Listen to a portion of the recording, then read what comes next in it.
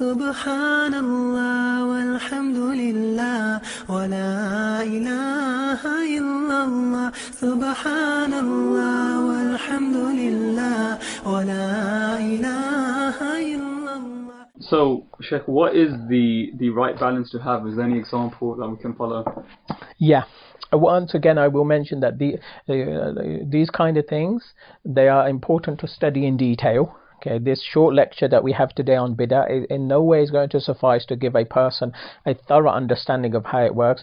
Just recently, I was teaching at a course, and mashallah, one of the teachers there was teaching about Bidah, and I think it was about, in total, maybe 10 hours or over 10 hours of teaching time on Bidah. You know, mashallah, most are rewarding. We went into it thoroughly.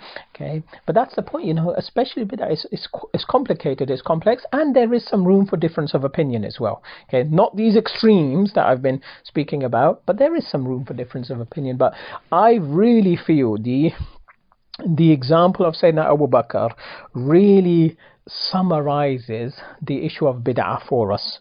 Sayyidina Abu Bakr radiyallahu ta'ala anhu, when it came to compiling the Quran, okay, many of our listeners may be familiar with this. The Quran was compiled into one book in the time of Sayyidina Abu Bakr, although it was completely written in the time of the Prophet sallallahu alaihi wasallam. Okay, this is narrated in Bukhari and in other hadith collections as well. So Sayyidina Umar was encouraging Sayyidina Abu Bakr to compile the Quran into one book. Sayyidina Abu Bakr, he was reluctant, and that's exactly what I mean by this. The default is reluctance. The default is, oh, if something the Prophet ﷺ didn't do, I don't want to do it. And that's the point. Sayyidina Abu Bakr said, كيف أفعل شيئا لم يفعله رسول الله صلى الله عليه وسلم. He said, how can I do something that the Prophet ﷺ didn't do? And Sayyidina Umar was convincing Sayyidina Abu Bakr. Okay, and Sayyidina Abu Bakr kept repeating the same thing. Okay, now to many people this might seem obvious that, well, you know, what could be wrong with compiling the Quran into a book? Okay, that's not ritual worship, that's not a new belief, so what could be wrong with it in the first place? That's precisely the point here, that something which seems to be quite straightforward and easy as a fatwa, as a thing, oh, should we do this or should we not? He was still so cautious, radiyallahu ta'ala anhu. Okay, and that's the point. That's the default, and that's what we find with Sayyidina Abu Bakr here, radiyallahu ta'ala anhu. He's incredibly cautious. However, Sayyidina Umar kept discussing the issue with him until eventually he convinced him that it is acceptable and okay.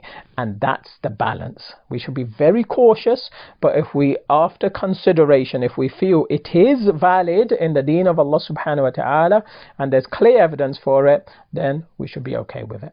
What are some examples of Bidah? You know, as mentioned, there were things that the scholars called Bidah, no doubt about it. And I think it's important also to note that the scholars of Ahl Sunnah, with regards to other sects, other groups, they do call them Ahlul Bidah. This is how they refer to them, be it the Khawarij, be it the Rawafidah, the Shia, the Mu'tazilites, other groups. This is how our scholars classically did refer to them. And I think it is an important point to make that most often Bid'ah does relate to belief. Most often this is the case. Bid'ah relates to belief. It can relate to something like a practical issue, and I'll give examples of that as well. But even with those practical things, there's always a belief there as well. Okay, so yes, most of the things our scholars spoke of as being bid'ah, they said, oh, this belief that these people have, or this group has, or this group has, that's a bid'ah. Now, as for some specific examples from classical scholars, let's start with Imam al-Nawawi, rahimallahu ta'ala. Imam al-Nawawi, as well as many other scholars, okay, a lot of Hanafi scholars commented on this as well, and I'm sure many others, like Ibn Abidin spoke about the same issue, Sahib Bahar spoke about the same issue, and many other scholars as well. Sahib Bahar, Ibn Nujaym, rahimallahu ta'ala. But Imam Nawawi is probably the scholar that most of our listeners may be aware of. When he spoke about Salatul Raghaib, which are like particular prayers on particular nights. Okay, sometimes they're at Tahajjud time, other times they're between Maghrib and Isha. One example of Salat al-Raghaib mentioned is that to pray 12 rakats of nafal between Maghrib and Isha on the first Jummah of Rajab. Okay, here's one example of what they're speaking about when the scholars say, oh, Salatul Raghaib is Bidah. Okay, some refer to them as Salawatul Raghaib. Okay, they are Bidah. Okay, now I think there's a really important point here, because in and of itself, this is a good thing. Okay, what on earth is wrong with praying 12 rakat nafal between Maghrib and Isha? It's a very good thing to do, to pray nafal generally. Okay, and to pray nafal after Maghrib and before Isha is a very good time to do it as well. And then other salawat al-raghaib, they spoke about waking up at tahajjud time and praying this many rakats and this many rakats. Okay, a lot of scholars, including Imam an-Nawawi rahimahullah ta'ala, call this bid'ah.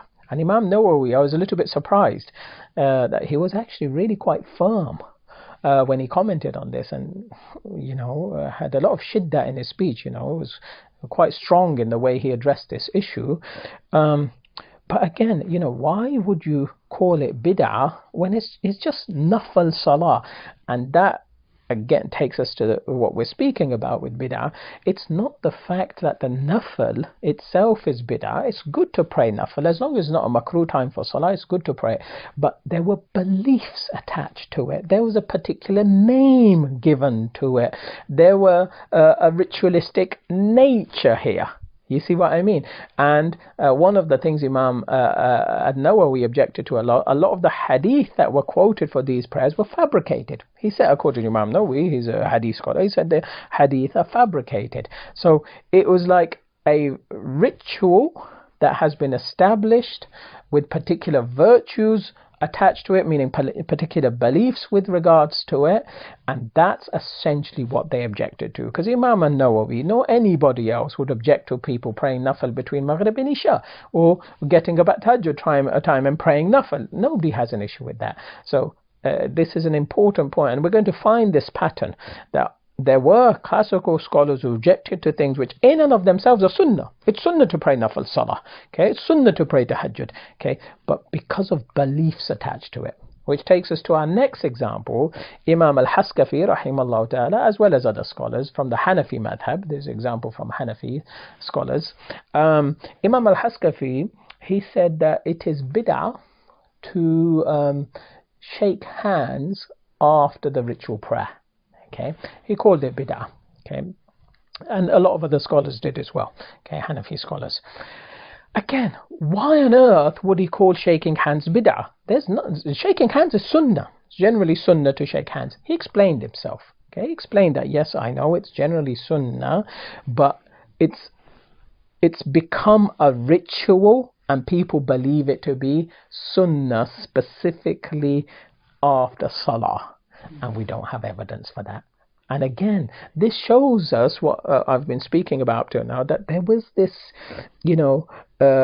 caution with regards to these kind of matters. When it comes to the discussion of bid'ah, scholars have been very cautious regarding it. Okay, so that was his point, that people believe it to be sunnah, and they believe that after the salah you're supposed to go and shake hands with everybody else who prayed there.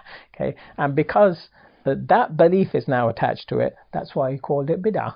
Now, this is very, very important at times. Even something which is generally sunnah, they called it bid'ah, usually because of beliefs attached to it. I have no doubt, if there wasn't that belief attached to it, Imam Haskafi nor any other Hanafi scholar would have called this bid'ah. And there were other Hanafi scholars who said, clarified it, said obviously in itself it's permitted, it's just when people start making because sometimes it's a bit of a ritual as well. Prayer finishes, this person shakes hand with this one, and then he stands here, and then this one with this one. It looks a bit like a ritual at times as well. Okay, when it becomes ritualistic, or there are beliefs attached to it which are not founded, then scholars will sometimes call it bid'ah.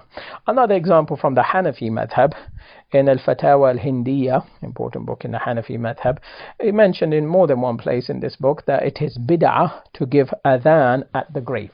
Okay, some people have a practice that either when the deceased is being lowered into the grave or after the burial is done, they perform adhan. And the Hanafis are quite strict regarding adhan. The Hanafis say you can only give adhan in a situation where we have it established in sunnah. Okay, it's not like nafal prayer. Nafal prayers, there's general encouragement.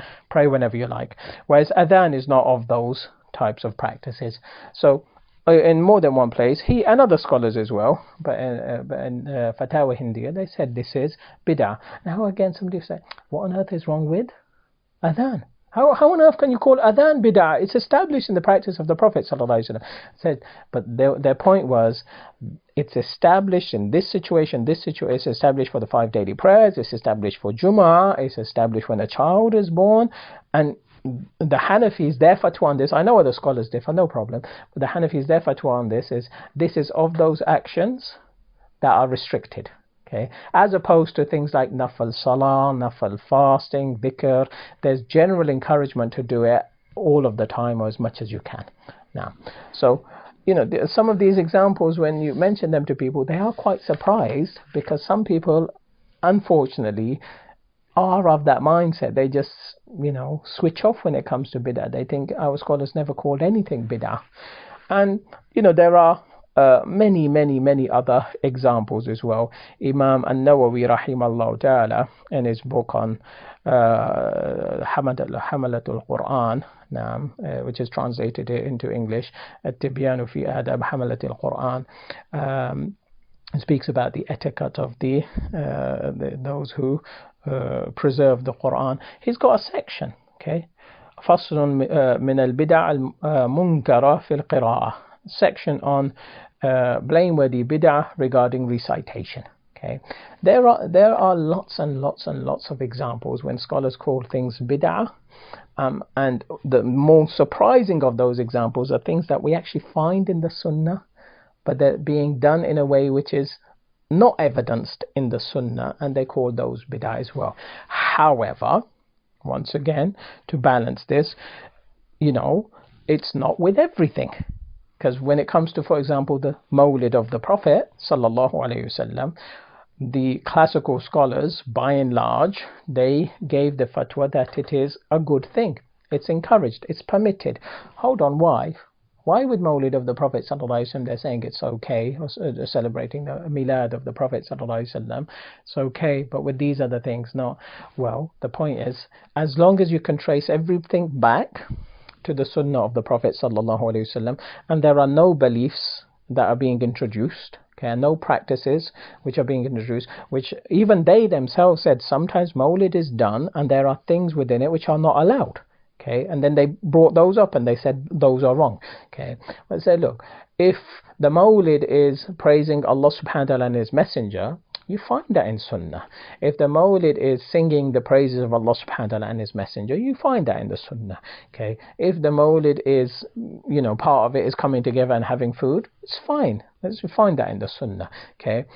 I remember once I was discussing this with a brother, and he raised a valid point. He said, but we don't have any evidence for the concept, and his is a valid point. He said, for the concept of doing something additional or celebrating the birth of the Prophet ﷺ. I said, no, we do, because we find that the Prophet ﷺ in Sahih Muslim, when he was asked, why do you fast on Mondays, the Prophet ﷺ said, because that's the day on which I was born, and that's the day on which revelation was given to me. Okay, so we do have it. You know, I've heard a lot of people, they'll say, okay, isn't it better than to fast on Mondays in celebration? I would say 100%. I agree with you 100%. That's exactly what the Prophet ﷺ done. Nobody should say it's not better. Of course it's better. What the Prophet ﷺ does is always better, no doubt about it. But just because it's better, it doesn't mean any other way is necessarily wrong. Okay, so that's the point. Why the flexibility sometimes and a lack of flexibility other times, and that's exactly why I've said on a number of occasions now, things like bid'ah are complicated, they need to be studied thoroughly. And the ultimate point is, though, whenever we can trace things back to the Quran and Hadith, we'll be okay with it. Okay, even if it's not exactly as the Prophet ﷺ done it. Whenever it's not found in Quran and Hadith, it's like a new type of ibadah that's been introduced, a new belief that's been introduced, a new ritual that's been introduced. Okay, then our scholars will have problems with it. Just to conclude on that, I think the point you made earlier about, you shouldn't start labeling people, I think that's quite important. As you said, you should study these topics and you should ask for evidence. And the vice versa, if someone's asking for evidence, you shouldn't just label them and get rid of the topic. Yeah, this is one of the problems in our societies nowadays. People on all sides of any given argument, rather than, okay, let's open our minds, let's have a discussion, let's see what this person is presenting of Quran and Hadith and opinions of classical scholars, let's see what this one has, rather than that, just you're this, you're that, you're Sufi, you're Salafi, you're this, you're that. This is not our way, this is not our methodology. Our methodology is al-hujja bil-hujja. What's your evidence, what's my evidence?